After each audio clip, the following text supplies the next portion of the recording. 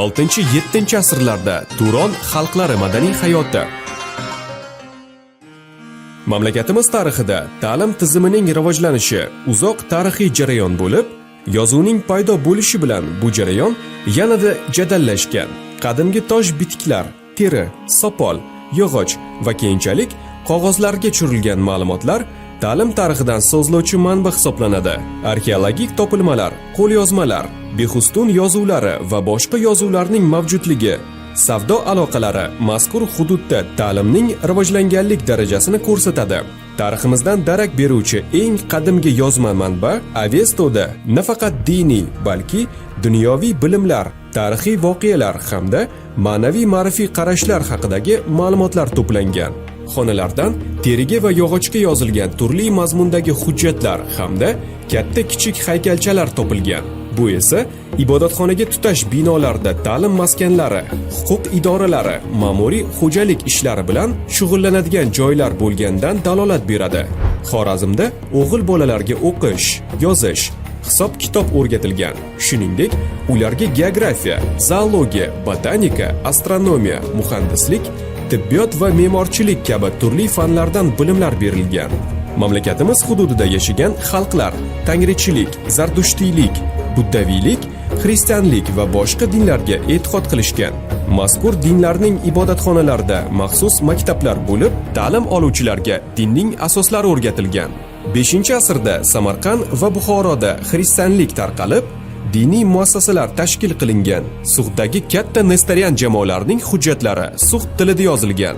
Afrosiyob, Varaxsha, Panjikentdagi qazilmalardan topilgan buyumlar Turon aholisi madaniyatidan darak beradi. Saroy va ibodatxona, turar joy binolari, devordagi naqshlar, turli suratlar, haykallar, Mux tog'i va Afrosiyobda topilgan sug'd yozuvlari shular jumlasidandir. Bu davrda to'qimachilik yuqori darajaga erishgan. Tog'li va tog' oldi hududlarda jun, vodiylarda ipak va ip matolardan foydalanilgan.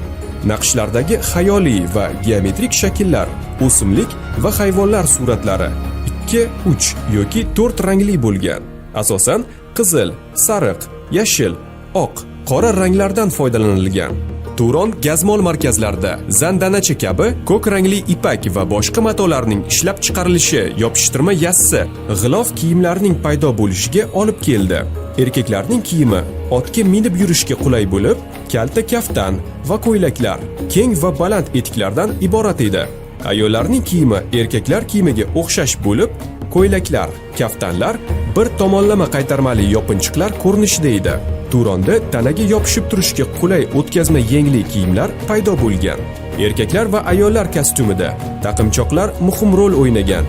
Ular shaxsning ijtimoiy holatini ko'rsatardi. Ayol va erkaklar zirak, qo'l va oyoq bilak uzuklari, marjonlar, kamarlar taqishgan. To'qaristonda faqat erkak va ayol xizmatchilar belbog' taqishardi.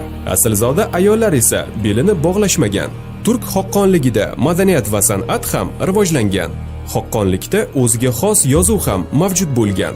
Turklarning turkiy run xati biri ikkinchisiga tutashib ketadigan 30-40 ta harfdan iborat edi.